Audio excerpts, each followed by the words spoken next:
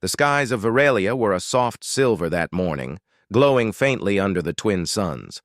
The great glass towers of the capital caught the light, turning the city into a field of shimmering crystal. But Captain Seria Valen was in no mood to admire the view. She stood at the far end of the council chamber, her tall, lean frame stiff with disapproval. Her pale blue skin and dark markings along her jaw made her look even sterner than usual. Around her, alien council members murmured quietly, their voices mixing with the low hum of translation devices. The council leader, a broad-shouldered elder with a deep voice, addressed her. "Captain Valen, the decision is final. To maintain peace between our species, all Virelian officers will now be paired with human soldiers for joint patrols. You will be assigned Lieutenant Marcus Hale." Seria's sharp silver eyes narrowed. "With respect, Council Leader, I do not believe this is wise. Humans are unpredictable. They act on impulse rather than reason." The elder tilted his head, unshaken. "Perhaps, but unpredictability can be a strength in battle. You will work with him. That is an order." Seria gave the briefest bow, a sign of obedience, not agreement. She turned sharply and left the chamber, her boots striking the polished floor in clipped rhythm. Inside, her thoughts were heavy. She had trained for years to command with precision, discipline, and control. Humans, from what she had seen, were loud, emotional, and careless. She met Lieutenant Marcus Hale for the first time in the patrol briefing room. He was leaning casually against the wall, arms crossed, studying a holographic map that floated in the air. His dark brown hair was cut short, and his olive-toned face carried the faintest trace of a smile. "You must be Captain Valen," he said as she entered. "I've heard you're the best tactical mind in the sector." Seria kept her voice cool. "And you must be the human soldier I am expected to keep alive."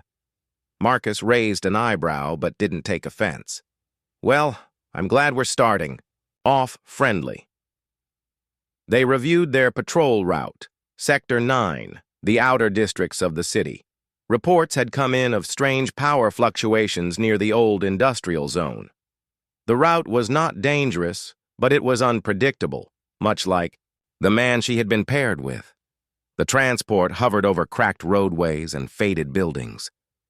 The outer districts were nothing like the shining city center. Here, walls were worn, signs flickered, and the air carried the faint scent of old machinery. Seria walked with measured steps, scanning every corner. Marcus followed beside her, his stride relaxed, but his eyes alert. "You ever been out here before?" Marcus asked. "Yes," Seria replied without looking at him. "Twice, both times to remove troublemakers." Marcus smirked. "Sounds like my kind of neighborhood." They passed a market street where vendors called out in both Virelian and human tongues, selling everything from glowing fruit to mechanical parts. The mix of species was a sign of the alliance, one Seria still wasn't sure would last. Halfway through the patrol, Seria's wrist console beeped sharply. A spike in energy readings appeared on her display, pulsing just outside the designated safe zone. "What is it?" Marcus asked. "An unusual energy signal," she replied, frowning. "It is unstable." Without waiting for his opinion, she changed direction, moving toward the signal. Marcus followed quickly, matching her pace. They rounded a corner into a half-collapsed structure, its roof bent inward like broken wings. The air inside was warmer, carrying a faint metallic tang. The energy reading grew stronger. Seria approached a pile of rubble, crouching to examine it. Beneath the debris, a faint blue glow pulsed slowly like a heartbeat. "That's not standard Virelian tech," Marcus said, crouching beside her. "I know," she replied sharply, "which is why we must report." The ground trembled suddenly, and a loud creak echoed through the structure. The weakened roof groaned under invisible pressure. A beam snapped free from above, falling straight toward Seria. It happened too fast for her to react. Marcus lunged forward, grabbing her arm and pulling her away. The beam crashed into the ground where she had been standing, sending dust and shards of metal into the air. They coughed in the cloud of debris. Saria pulled her arm free, her voice edged with irritation. "I was fine." Marcus's voice was calm but firm. "No, you weren't. You didn't see it coming." She turned her eyes toward him, about to argue, but stopped when she saw the seriousness in his gaze. He wasn't smug. He wasn't mocking. He had simply acted without hesitation. Still, she straightened her shoulders. "Next time, I will handle it myself." He gave a small shrug. "Suit yourself, but I'm not going to stand by and watch my partner get crushed." The word partner lingered in her mind. She wasn't sure she liked it. They marked the coordinates of the glowing device and reported it to headquarters. A retrieval team was sent immediately. As they left the structure, Marcus walked beside her in silence for a moment before speaking. "You know," he said lightly, "I get the feeling you're not exactly thrilled to have me around." Saria kept her gaze forward. "I work best, alone. I prefer predictability in my team. You are not predictable." Marcus chuckled softly. "Fair enough, but unpredictability can keep you alive out here." She did not answer. The transport ride back to headquarters was quiet, filled only with the low hum of the engines. But in the back of her mind, she kept seeing the moment he had pulled her, out of danger. It had been instinct, pure and quick. Perhaps, she thought reluctantly, there was more to this human than she had assumed. But trust was not given. It was earned, and Marcus Hale still had a long way to go. The next morning, Virelia's capital was wrapped in a thin silver mist. The twin suns had not yet burned it away, and the city's towers stood like ghostly shapes in the haze. Captain Saria Valen walked into the patrol operations room with her usual calm expression, though her thoughts were still unsettled from the day before.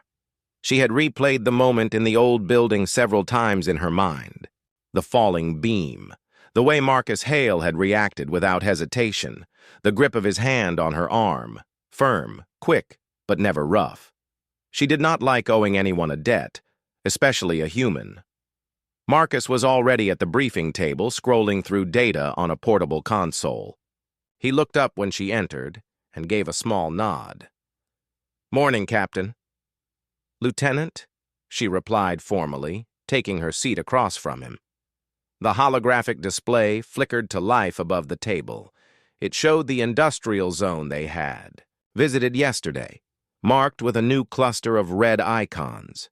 The retrieval team had confirmed that the strange glowing device was made from mixed alien and human technology, but no official source claimed ownership. That alone was suspicious. Saria studied the map. "The energy readings are spreading. Whoever made that device has placed more of them in the area." Marcus leaned back in his chair. "And I'm guessing they're not putting them there for decoration." Her eyes shifted toward him briefly. "Your guessing will not help us find the source. We need facts." "Sometimes guesses lead to the facts," he replied with an easy grin. They set out for Sector 9 again, this time on foot to avoid drawing too much attention. The streets were busier in the late morning. Vendors called out over the mist, offering sweet-smelling breads, steaming cups of spiced drink, and colorful fabrics. The air buzzed with the sound of mixed languages, human, Virelian, and others, from worlds farther away. Saria moved through the crowd with careful focus, scanning rooftops and alleys. Marcus followed, his eyes alert, but his posture relaxed. He noticed that people tended to step aside when Saria passed. She carried herself like a soldier who could take down a threat in an instant. They reached the old manufacturing quarter, where buildings leaned tiredly against one another. Some structures were patched with scrap metal, while others had been abandoned entirely. Saria stopped suddenly, checking her wrist console. "Another signal," she said. "Stronger than yesterday's." They followed the reading to a narrow side street where dust hung in the air. A single delivery drone whirred overhead, then vanished behind a building. The signal came from an open courtyard filled with piles of rusted machinery. Saria crouched near a heap of broken gears and metal frames. She brushed away dust with her gloved hand, revealing another blue glowing device, this one larger than the first. It pulsed steadily, sending faint vibrations through the ground.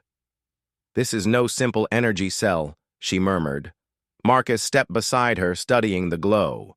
"Looks like a mix of Varelian crystal tech and human capacitor coils. Somebody's been doing some cross-species engineering." She glanced up sharply. "Which means they have access to restricted technology from both sides. That is not possible. Unless—" Her thought was cut short by a loud metallic screech from above. A small drone dropped from the roof, its weapon ports glowing faintly. Marcus moved instantly, stepping in front of her and firing a stun pulse from his sidearm.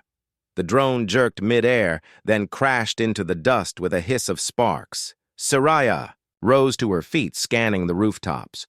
2 more drones appeared, moving fast. "They are targeting us," she said. "Then let's not make it easy," Marcus replied, taking cover behind a fallen support beam. The air filled with the sharp whine of drone engines and the crack of pulse fire. Saria moved with precise efficiency, her shots taking down one drone after another. Marcus's aim was quick, but his movements were different, less calculated, more instinctive, yet effective. When the last drone fell smoking to the ground, the courtyard fell silent except for the faint hum of the glowing device. Saria holstered, her weapon breathing steadily. "These drones are not military grade. They were modified, another sign of unauthorized technology." Marcus kicked lightly at one of the fallen machines.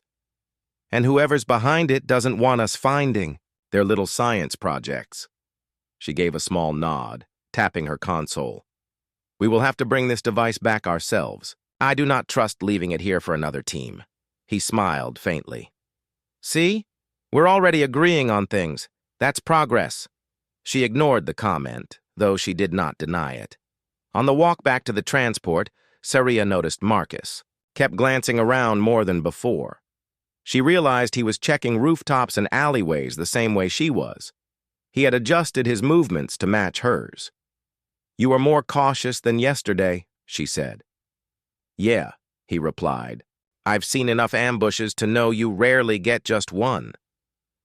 For a moment, she considered telling him she appreciated his awareness, but she decided against it. Trust was still something she guarded tightly. They returned to headquarters, where technicians examined the recovered device. The lead technician, a short Varelian with quick hands, confirmed their earlier suspicion. Each device was transmitting an encrypted signal to an unknown location.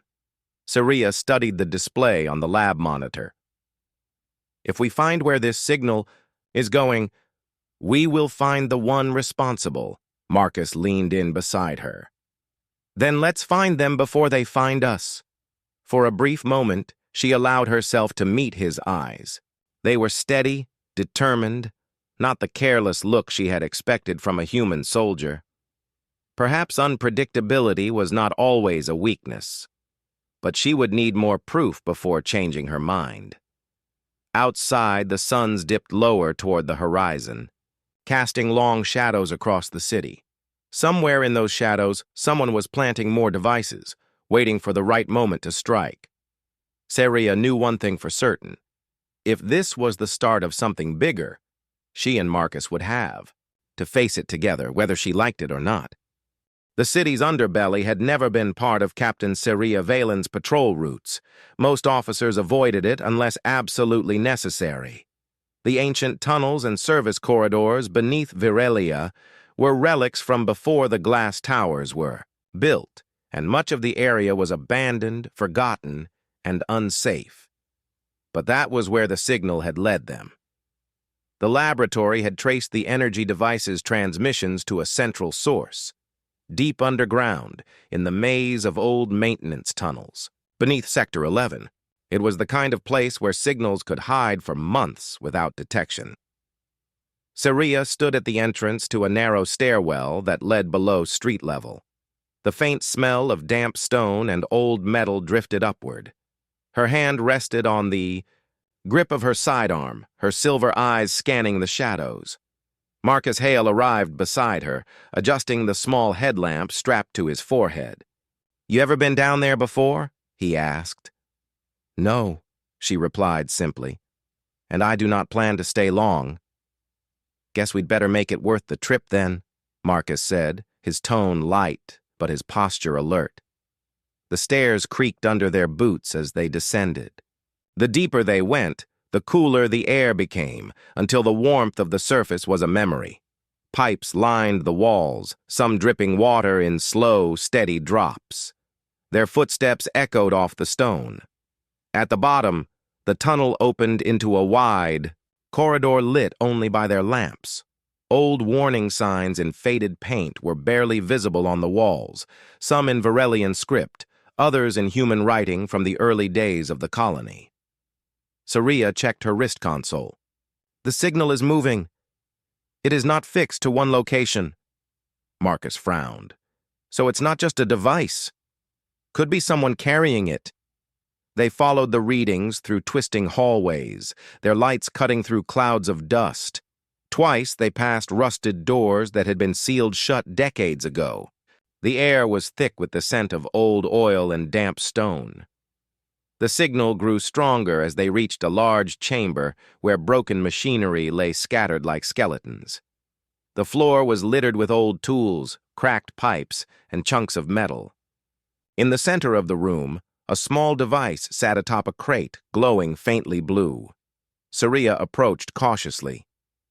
"It's identical to the others." Marcus circled to the other side, scanning the shadows. "Feels too easy, like someone wanted us to find this."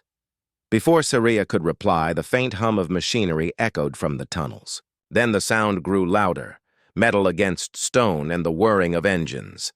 She turned sharply. "Drones!" 4 of them emerged from the darkness, sleek, black machines with spinning rotors and mounted stun emitters. They moved fast, blocking every exit from the chamber. Marcus fired first, hitting one in the rotor and sending it spinning into the wall. Saria followed with precise shots, taking down a second. The remaining 2 darted through the air, firing bright bursts of stun energy. One blast struck the crate, shattering it into splinters. "Move!" Marcus called, pushing forward. They sprinted toward the nearest opening, Saria covering their path with quick bursts of fire. They reached the doorway, but a sudden explosion from one of the drones ripped through the old support beams above. The ceiling groaned and then gave way, sending a rain of stone and metal crashing down. The world became a blur of dust and noise. When the dust finally settled, Saria coughed and opened her eyes. The chamber behind them was sealed by a pile of rubble. The way they had come was blocked completely. Marcus's voice came from nearby. "You all right?" She turned her head to see him brushing dust from his hair. "I am uninjured," she said, standing. "But our exit is gone." Marcus shone his light down the only remaining tunnel. "Guess we find another way out." The tunnel ahead sloped downward, leading them deeper into the city's forgotten layers. The air grew cooler still, and a faint hum vibrated through the walls. Not the sound of old machines, but something newer, alive. They walked in silence for several minutes, their footsteps muffled by the thick layer of dust on the floor. Finally, Marcus spoke. "You ever wonder why I joined this alliance program?" Saria glanced at him briefly. "No, it is not my concern." "Fair enough," he said, though his voice carried no offense. "But I'll tell you anyway. I lost my squad a few years back. Ambush on a border world. I was the only one who made it out." She slowed her pace slightly, listening despite herself. "After that," Marcus continued, "I told myself I'd never let a partner walk into danger without me watching their back. Doesn't matter if they like me or not. Doesn't matter what species they are. If they're on my team, they're my responsibility." Saria did not reply immediately. She had always considered human words too full of emotion, but there was something different in his tone, calm, steady, and without exaggeration. "You take unnecessary risks," she said finally. "Maybe," Marcus admitted, "but sometimes those risks save lives." The tunnel opened into a vast underground space, an old transport hub with wide platforms and rusted rails vanishing into darkness. In the center of the space stood a cluster of crates, each marked with strange symbols. Blue light seeped out from between the slats. They approached cautiously. Inside the crates, they saw more of the hybrid devices. Dozens of them, all pulsing in rhythm. Saria's eyes narrowed. "This is a staging point. Whoever is building these is storing them here before moving them to the surface." Marcus scanned the area. "But where are the builders?" Before she could answer, a faint voice echoed from the far side of the chamber. It was speaking in a language neither of them recognized. Both of them froze. The voice stopped. Footsteps followed. Light, quick, and moving away. "Come on," Marcus whispered, starting toward the sound. They moved between the crates, keeping to the shadows. But when they reached the far wall, the only thing waiting for them was another tunnel and a single device lying in the middle of the path, its glow brighter than the rest. Saria's console beeped sharply. "It's transmitting at maximum strength. Whoever left this here wants it to be found." A faint vibration shook the ground beneath their feet, followed by the low rumble of machinery waking up. The walls trembled. Marcus met her eyes. "I think we just set off an alarm." From somewhere deep in the tunnels, engines roared to life. The roar of engines echoed through the tunnels, bouncing off the walls until it sounded like the underground itself was alive. Dust fell from the ceiling in small clouds, and the faint blue light from the devices painted everything in a cold glow. Captain Saria Valen tightened her grip on her sidearm and glanced at her human partner. Marcus Hale was already scanning the shadows, his body angled toward the sound. "They're coming fast," he said quietly.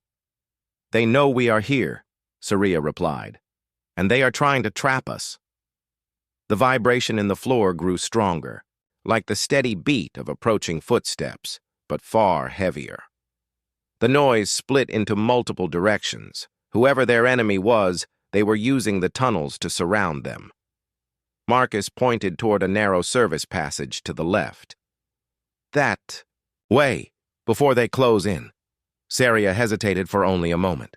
She didn't like retreating, but staying meant being cornered. She nodded, and they slipped into the side tunnel, moving quickly but silently. The passage was barely wide enough for them to walk side by side. Pipes ran along the ceiling, dripping water in slow, steady drops. The hum of the engines followed, them like a predator's growl. After several turns, the tunnel opened into a smaller chamber filled with old maintenance consoles. Most were broken, but a single holographic display still flickered faintly, powered by some forgotten energy cell. Saria wiped the dust from the screen. To her surprise, it showed a map of the tunnels and several moving red dots. Marcus leaned in.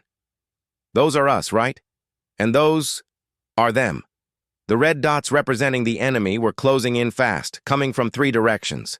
"Whoever is running this operation knows these tunnels well," Saria said. "They are moving like they have done this many times before." Marcus frowned. "Means they're not just random criminals. They're organized. Military, maybe." Before Saria could answer, a loud clang echoed through the chamber. A door on the far wall swung open, and 3 figures stepped inside. They weren't drones. They were people, 2 humans and 1 Varelian, dressed in mismatched armor. Their helmets were fitted with tinted visors, hiding their faces. Each carried a compact energy weapon. The leader, a tall Varelian, pointed his weapon at them. "Drop it," he ordered in a flat, mechanical voice, filtered through a voice modulator. Saria's instinct told her to refuse, but Marcus's voice came quietly from beside her. "Not yet." The leader took a step closer, his tone sharp. "You're not supposed to be here. This place isn't for patrols. It's for people who actually matter." Saria kept her weapon, lowered, but didn't drop it.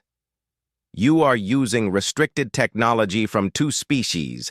That is a crime under the Alliance laws." The Varelian laughed, a cold, humorless sound. "Laws are for those who benefit from them. We don't. We make our own rules." Marcus tilted his head slightly. "Yeah? And I'm guessing your rules involve planting enough of those glowing bombs topside to take down the colony's defenses." The leader didn't deny it. Instead, he raised his weapon slightly. "You've seen too much. You won't be leaving."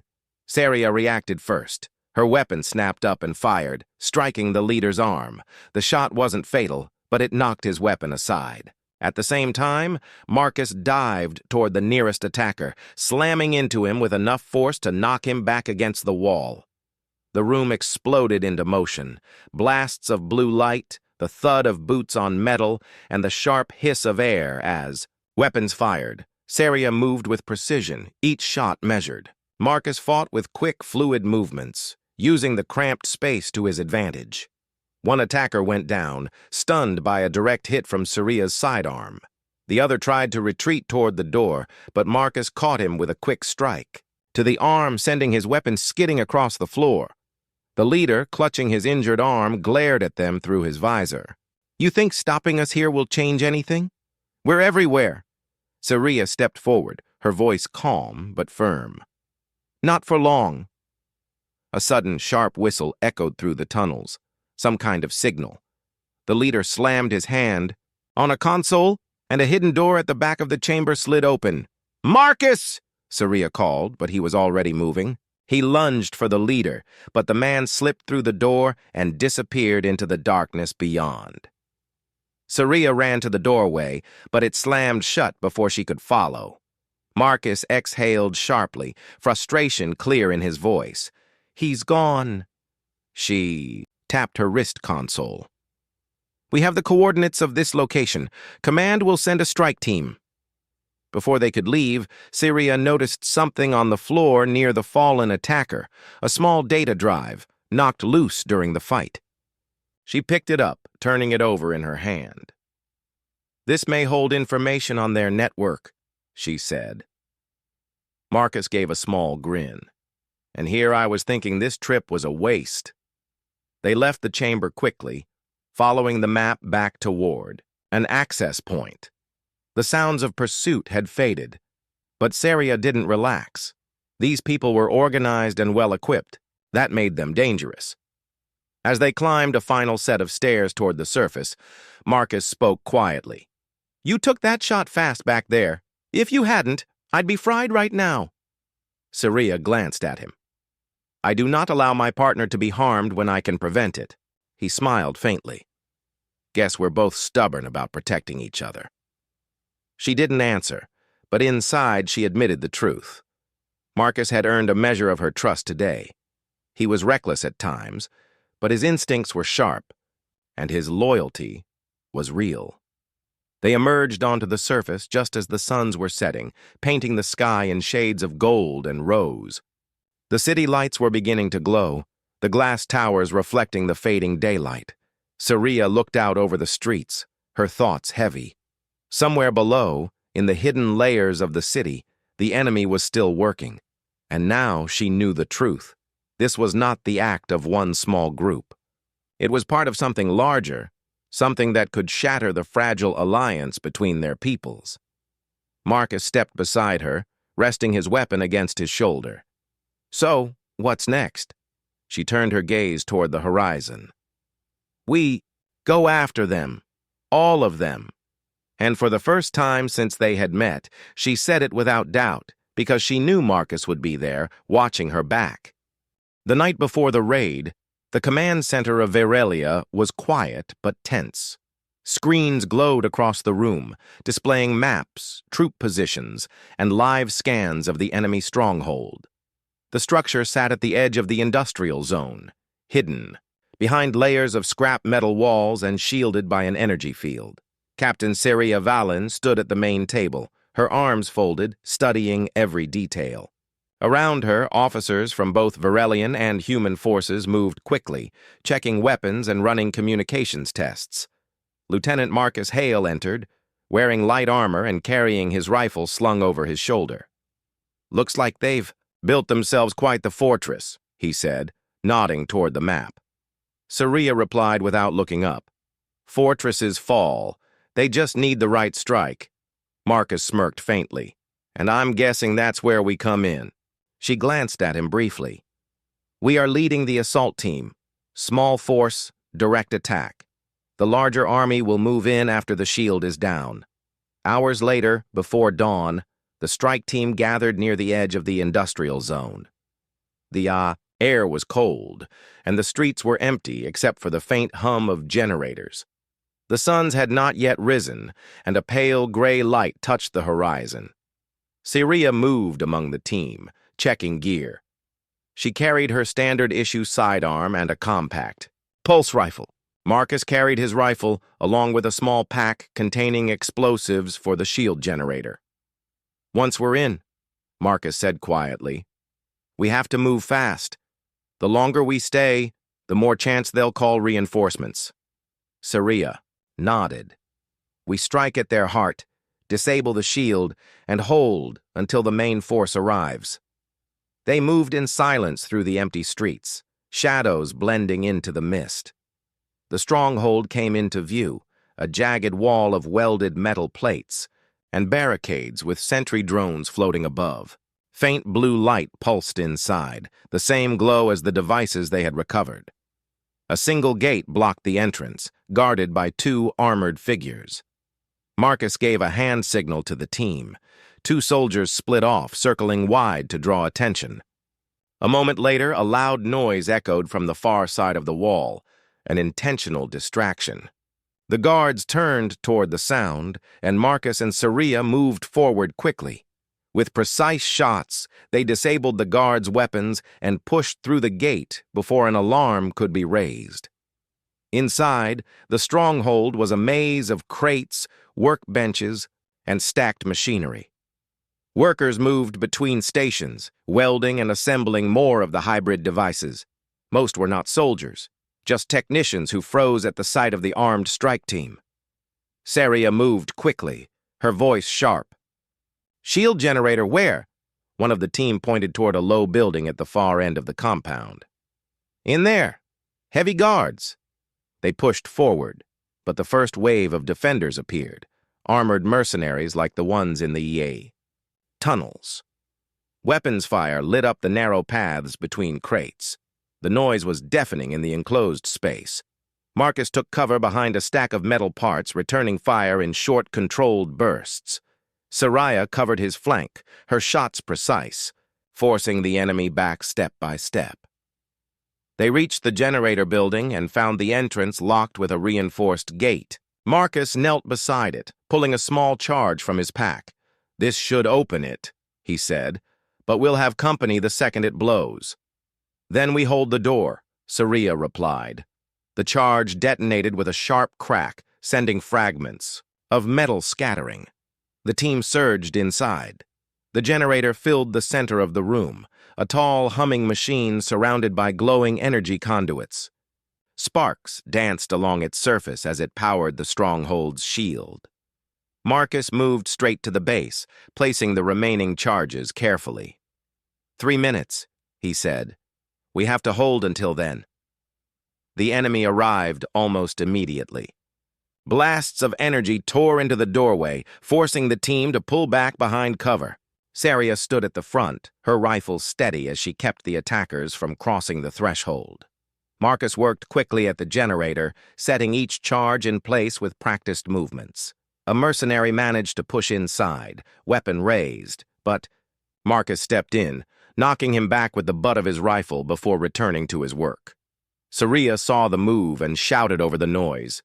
"You are supposed to be disarming them, not fighting them." He grinned briefly. "Multitasking!" The seconds stretched like hours. The enemy pressed harder, and the team's ammunition began to run low. The floor was littered with fallen weapons and scraps of armor. Finally, Marcus shouted, "Done! Charges are set!" Saria gave the order to fall back toward the far wall. The team moved quickly, keeping the enemy at bay just long enough for Marcus to trigger the detonator. The explosion shook the entire building. The generator flared bright, white before collapsing in on itself with a burst of light. Outside, the shield around the stronghold shimmered, cracked, and fell away. Almost instantly, the distant rumble of heavy vehicles filled the air. The main Alliance force was moving in, their transports and tanks flooding the streets toward the stronghold. With the shield gone, the defenders began to retreat, scattering into the industrial zone. Some tried to carry devices with them, but Saria's team cut off their escape routes. Marcus caught sight of the tall Virelian leader they had faced in the tunnels, slipping toward a side exit.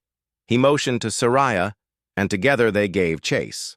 The leader saw them coming and fired a few wild shots before ducking into an alley. But this time, he didn't get away. Marcus tackled him against a wall, and Saria disarmed him with a quick twist of his weapon hand. "This ends here," she said, coldly. The leader's visor reflected the dawn light. "You think you've stopped us?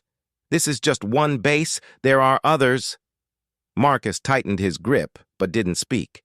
Saria signaled for 2 soldiers to take him into custody. By the time the suns had risen fully, the stronghold was under Alliance control. Soldiers moved through the compound, securing devices and gathering intelligence. Marcus stood near the wreckage of the generator, watching smoke drift into the sky. Saria approached, her armor scratched and dust-covered, but her posture as straight as ever. "You fought well," she said. He glanced at her, a faint smile on his face. "So did you. We make a good team." For a moment, she allowed herself a small nod. "Yes, we do." The battle had been won, but the war was not over. Somewhere, other bases like this one were waiting, and Saria knew she would face them, not alone, but with Marcus at her side. The stronghold was quiet now. The noise of battle had faded, replaced by the hum of Alliance vehicles and the chatter of soldiers moving equipment. The smell of smoke still hung in the air, but the danger was gone. Saria Valen stood on the roof of the generator building, looking across the city. From this height, she could see the rising suns reflecting on the steel towers. For the first time in weeks, the streets below were calm. Footsteps sounded behind her. Marcus Hale climbed up the ladder, carrying 2 cups of steaming tea. "Thought you could use one," he said. Saria accepted the cup, but didn't drink yet. "I don't usually take drinks from humans." Marcus raised an eyebrow. "And yet you just did." She glanced at him. "You've proven yourself enough." He smirked faintly. "High praise coming from you." They stood in silence for a while, watching soldiers below pack away the strange hybrid devices. Each one was tagged and loaded onto Alliance transports. Scientists would soon study them to understand how the enemy had combined technology from 2 worlds. Later that day, the Alliance Council gathered inside the old Virelian command center. Representatives from both species sat around a long table, their voices steady but tense. The leader they had captured was brought in under heavy guard, his visor removed to reveal sharp alien features. He said little during questioning, only repeating the same warning. "There are more bases. You will not stop what has begun." The council agreed on one thing. This victory was only the beginning. They needed joint patrols, shared intelligence, and stronger communication between human and Virelian forces. To Saria's surprise, Marcus was assigned as the human co-leader for these operations. She was the Virelian counterpart. When the meeting ended, she caught up with him in the corridor. "You and I leading together? That's unusual." Marcus shrugged. "Guess they think we work well as a team." She studied him for a moment. "Do you think we do?" He met her gaze without hesitation. "Yes. I've seen how you fight, how you think. You don't waste time with pride or fear. You just do what has to be done. Her eyes narrowed slightly. I thought humans like to talk more than act. Some do, he admitted with a half smile, but we're not all the same. The next weeks were busy. Saria and Marcus traveled between cities, inspecting defenses and speaking with both species commanders. At first, their styles clashed. Saria preferred direct orders and strict discipline, while Marcus relied on adaptability and quick decisions in the moment. Once, during a patrol mission, their convoy was delayed by a damaged bridge. Saria insisted. They wait for repairs, but Marcus led a smaller scout group across on foot, finding a faster route. The two argued afterward, but the success of his plan couldn't be ignored. Another time, Marcus wanted to push forward into uncertain territory, but Saria ordered a full scan before moving. Her caution uncovered hidden traps that could have destroyed their vehicles. This time, he had to admit she was right. Slowly, they began to trust each other's instincts. The arguments grew fewer, and when they did disagree, there was a new layer of respect. One evening, after a long day of meetings, they walked through the central market of Vierelia. Lights from hundreds of stalls lit the streets, and the smell of food drifted in the air. Merchants called out to passing customers, offering spices, fabrics, and small devices. Marcus stopped at one stall selling carved pendants. He picked up a small one shaped like a Varelian star. "Ever seen these before?" he asked. Saria glanced at it. "They're given to travelers as a sign of safe passage." He studied it for a moment, then bought it and slipped it into his pocket. "Might come in handy," he said. She gave him a puzzled look, but said nothing. Days later, a call came in from the front lines. Scouts had found another enemy base, this time hidden in the ruins of an old mining facility. It wasn't as large as the first, but it was producing the same hybrid devices. The council ordered Saria and Marcus to lead the strike team. The mission was fast and precise. They disabled the small base before the enemy could send for help, capturing valuable data. The victory was clean, but both of them knew there were still more threats out there. After the mission, they sat on the edge of a transport ship, watching the stars through the open hatch. The quiet hum of the engines filled the space between them. Marcus reached into his pocket and pulled out the pendant from the market. "Here," he said, holding it out. Saria looked at it, then at him. "Why give this to me?" "It's a traveler's charm," he said. "And you're, well, traveling a little farther than most." She took it slowly, her fingers brushing his. "You humans have strange customs." "Maybe," he admitted, "but sometimes they mean something." She held the pendant for a long moment before slipping it into a pouch on her armor. "I will keep it." In the weeks that followed, they faced more challenges: skirmishes on the border, sabotage attempts, and long nights of planning. But each time they faced them together. For Saria, it was a change she hadn't expected. When she had first met Marcus, she saw him only as a human soldier, nothing more. Now she saw someone who stood beside her in every battle, someone who understood the weight of command. One night, after a successful defense of a supply line, they stood outside the command center, watching the quiet streets. "You once said you didn't take drinks from humans," Marcus said. She tilted her head, slightly. "I did say that." And now, she allowed a small smile. "Now, I think I would share more than a drink." Marcus chuckled softly. "I'll take that as progress." The war was not over. More enemy forces waited beyond the horizon. But for the first time, Saria felt certain that whatever came, she would not face it alone. Somewhere along the way, she had stopped thinking of Marcus as just a human soldier. He was her partner, and as the stars shone above Vierelia, she realized something else. Sometimes, the hardest battles were not the ones fought with weapons, but the ones fought inside your own beliefs, and she had won this one.